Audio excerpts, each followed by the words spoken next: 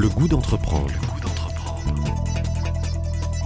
Une émission proposée par Paul Barraud en partenariat avec la Caisse d'épargne, la banque des entreprises et des professionnels de Midi-Pyrénées. Optimiser l'agriculture tout en préservant l'environnement. C'est l'objectif que s'est donné l'entreprise Agronutrition. Basée à la Beige et à Carbone, elle est dirigée par notre invité Cédric Cabane, nous explique la notion de chimie verte. Cédric Cabane, bonjour. Bonjour. Vous êtes le président d'Agronutrition, entreprise basée en Haute-Garonne mais qui exporte aussi au-delà des frontières régionales et même françaises. Votre travail, en une phrase, car c'est difficile de le résumer, vous fabriquez et commercialisez des compléments nutritionnels pour l'agriculture. Donc de quoi bien faire pousser tout ce qui est céréales, vignes, mais aussi arbres fruitiers et le maraîcher. Mais un point que vous défendez principalement aujourd'hui avec Agronutrition, c'est la recherche en bio et en développement, dans l'espoir de produire mieux, produire plus, mais avec le moins d'impact possible sur l'environnement. Vous, Cédric Cabane, vous n'êtes pas toulousain de naissance, mais on peut dire que vous êtes toulousain de cœur. La ville rose, vous la connaissez depuis longtemps, car en 81, vous êtes diplômé d'Agro-Toulouse et vous avez commencé votre carrière dans des grands groupes phytosanitaires et semenciers, mais répandus en France. La liste est assez longue, on ne va pas forcément y revenir. Mais au sujet d'Agronutrition, on peut dire qu'il y a une étape, un événement important. Avant de revenir sur cet événement en particulier, il faut un petit peu dire qui est Agronutrition, sachant que c'est pas une entreprise, on va dire entre guillemets classique, unique. Vous ne l'avez pas créée de vous-même. C'est, on va dire, c'est une filiale. Voilà, c'était un département de la société commerciale des potasses d'Alsace. C'était le département oligofertilisant de la société commerciale des potasses d'Alsace, qui a été installé pour des raisons historiques. Donc qui dépendait de la CPA, qui est un établissement public à vocation industrielle et commerciale, donc c'était un EPIC, et qui a été installé en 69 en face de l'usine de l'Onia, qui est devenue AZF. AZF justement, c'est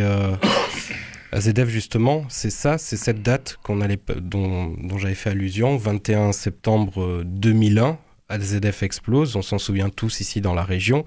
Agronutrition est située juste à côté et là, l'entreprise perd tout. Enfin, vraiment, c'est la déflagration, c'est la destruction.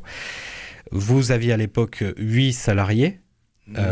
On était déjà 27. Vous étiez déjà 27. Oui, en 97, en fait, on était... 97, vous étiez 8 salariés. 8 salariés. En 2000, on a créé la société SCPA Agronutrition. Donc, le département est devenu une filiale de l'État toujours.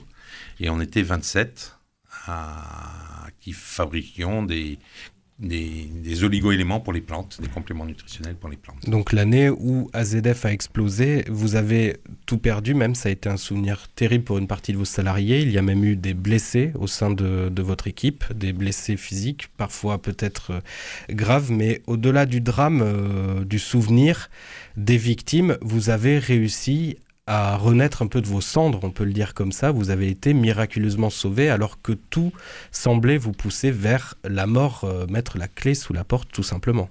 Oui, parce que en fait, on était en cours de privatisation, donc la consigne était de vendre Agronutrition au marché et en fait la destruction de l'entreprise, l'État qui était l'actionnaire a dit mais je ne vais pas réinvestir pour m'en séparer. Donc, le lundi qui a suivi l'explosion, donc, j'ai réuni mes collaborateurs et je leur ai dit donc, les consignes que m'avait donné le dirigeant de la SCPA, c'est-à-dire en gros l'arrêt de l'activité. Et là, il y a eu un peu une révolte de mes collaborateurs qui ont dit le vendredi on perd notre outil de travail et le lundi suivant on perd notre travail. Donc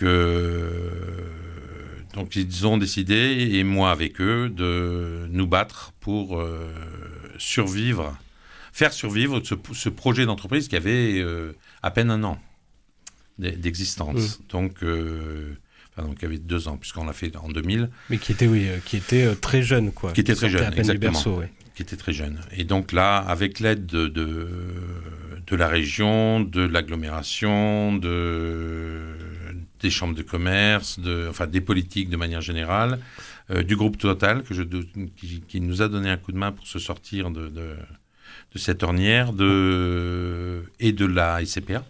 Alors juste, vous avez reçu beaucoup de soutien. On va pas refaire tout le procès AZF parce que le nom de Total est lié à travers la société Grande Paroisse. Mais juste en quelques mots, on peut dire que c'est Total qui s'est engagé un peu à vous soutenir financièrement le temps que vous pouviez remettre un peu votre aventure à flot. Tout à fait. Donc nos assurances, le deal a été trouvé en décembre 2001 entre Total, nos assurances et l'État, pour nous donner les moyens de reconstruire notre outil de travail. Aujourd'hui, votre outil de travail est basé à Carbone, oui, également à la Beige. Mais d'abord, être basé à Carbone, ça ne s'est pas fait du jour au lendemain. Il faut dire que ça avait été un petit peu l'image que portait AZF, usine pétrochimique, a été un véritable traumatisme, on va dire, pour tous les habitants de Midi-Pyrénées, mais du coup aussi pour tous les élus ou même les communes. Donc du coup, ça a été un peu la croix et la bannière au début pour que vous puissiez vous réimplanter, parce que malgré vous portiez un peu cette image-là. Tout à fait. Donc notre métier, il est chimique et agronomique, mais on fabrique les oligo-éléments sont classés comme des engrais. Donc effectivement, quand j'avais les maires au téléphone, que je leur expliquais qu'on fabriquait des oligo-éléments pour les plantes, dit comme ça, c'est sympathique. Mais devant le conseil municipal, quand on dit c'est des cuves, c'est des mélanges, c'est des réactions chimiques, là, c'est beaucoup moins sympathique. Et on a dû reconstruire notre business plan en l'inscrivant sur les 3 piliers du développement durable, dont une dimension qui est rentrée génétiquement dans l'entreprise, qui est la maîtrise de sa propre, la maîtrise de sa propre activité et le défaut de maîtrise et l'impact d'un défaut de maîtrise sur l'environnement proche de l'installation industrielle. Aujourd'hui, Agronutrition, en 2014, vous avez 100 collaborateurs. Donc ça change d'il y a 20 ans, vous avez commencé l'aventure à 8, 35 millions d'euros de chiffre d'affaires cette année. Juste au niveau de votre activité, justement, ces oligo-éléments, cet engrais pour les plantes, vous aviez raison, vous venez de le citer, dans l'image collective, on pense, réaction chimique, on pense à quelque chose d'industriel, on peut le dire.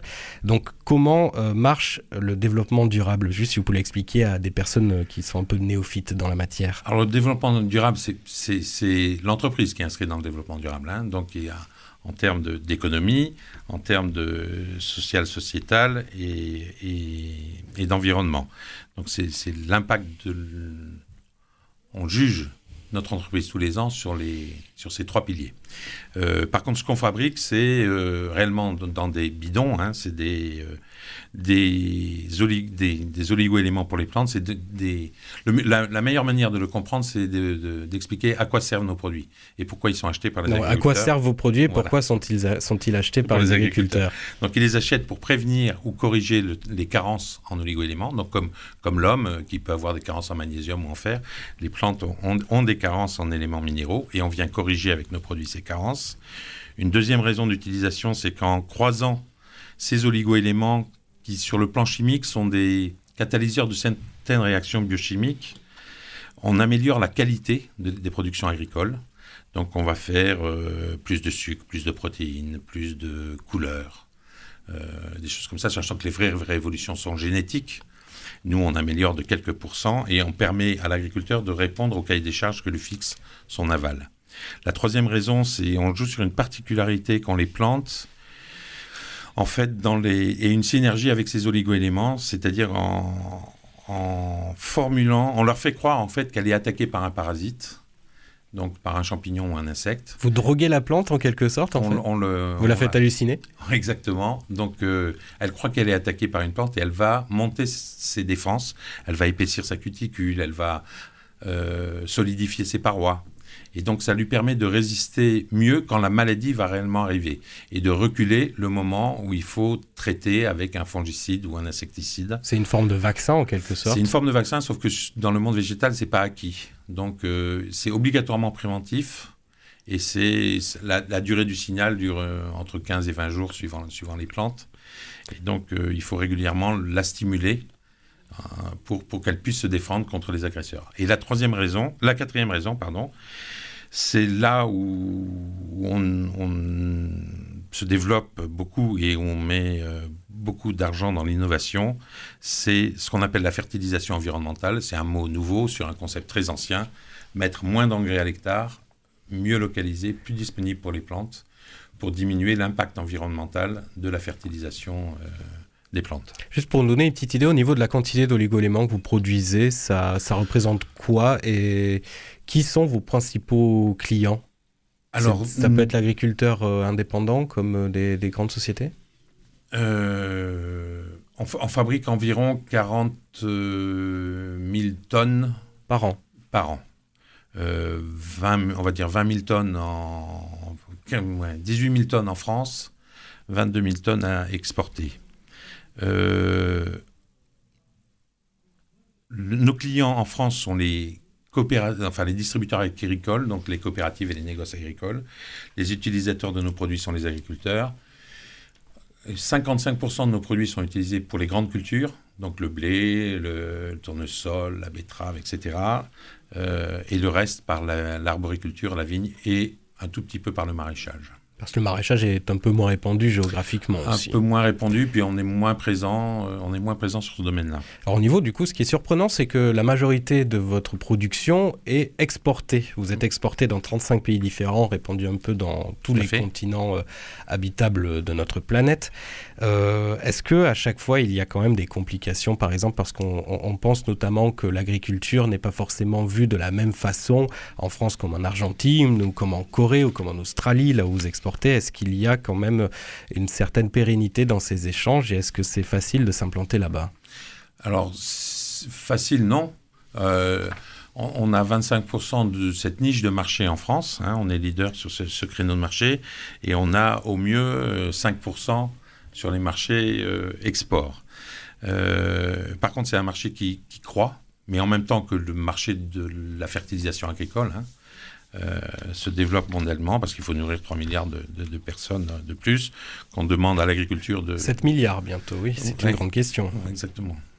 Donc par exemple au niveau du pays, on pense notamment, vous avez le Brésil qui est un pays en pleine expansion agricole, et souvent pour l'Iran également aussi, on imagine pour connaître un peu cette zone de l'Iran, faire pousser quelque chose là-bas est plus compliqué, mais bizarrement il y a l'absence des États-Unis. Est-ce que vous avez une réponse à cela? C'est le protectionnisme américain?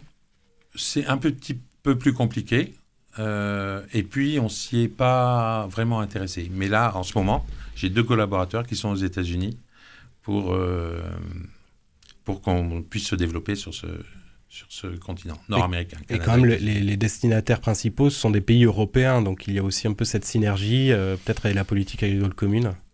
Oui, plus en Europe, c'est plus une motivation, environnementale. Qui pousse nos solutions. Dans les pays émergents sur le plan agricole, c'est là des problèmes de carence, c'est des problèmes très agronomiques, très techniques. Donc c'est pas tout à fait...